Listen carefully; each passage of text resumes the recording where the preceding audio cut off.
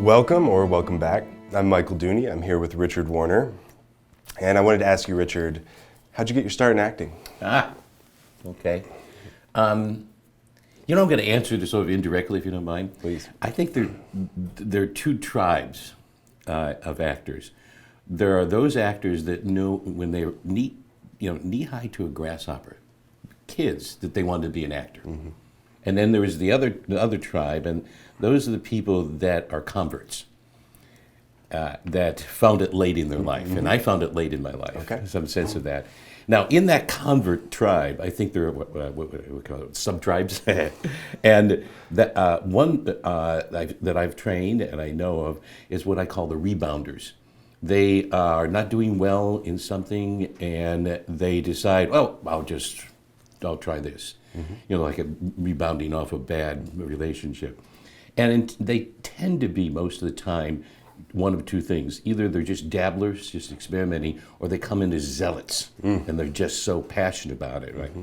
And then there's others that do this, and this is really where I was, and this is when I knew it, is that I was a pre-medi. I was going to do it, and I became an actor in a sort of a sudden blaze of inspiration with two factors. One, I realized that I wasn't really pursuing my own dreams, that I was actually pursuing the dreams of my parents, that I had they had some expectations for me that I was going to be a doctor.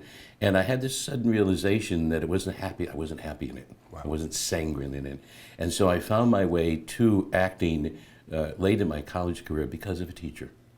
I think a lot of us do. This wonderful teacher named Lynn Slavin, bright, wonderful, buoyant personality, invited me into this, and this is the ultimate thing. I think a lot of us get into it, and I became an actor because I like the community. I love the community that puts together films, that puts together theater. I'd like to be around those people. And I like the sense of putting something together, that we were all in this together. Those are the factors that made me an actor. Late in the career, I was a convert.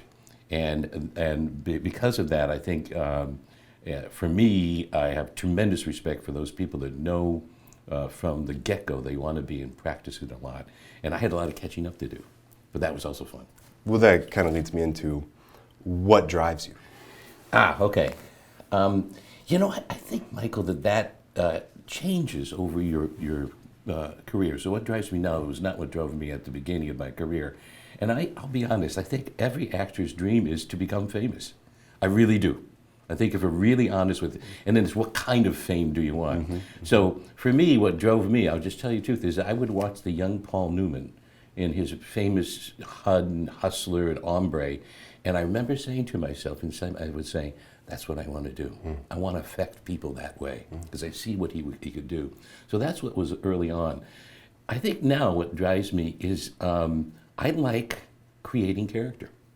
It's my job, it's my craft. I like doing it, and I love the process. I think what drives me is that I really like the idea that I can get together with a good community and we can make something of value, something that will move people. That's what I think drives me now, some sense of that, So, when I think about this, is that that whole process starts with auditioning. That's when the energy and the enthusiasm and all the scared quality of it is something I've always enjoyed. That's what drives me, I think.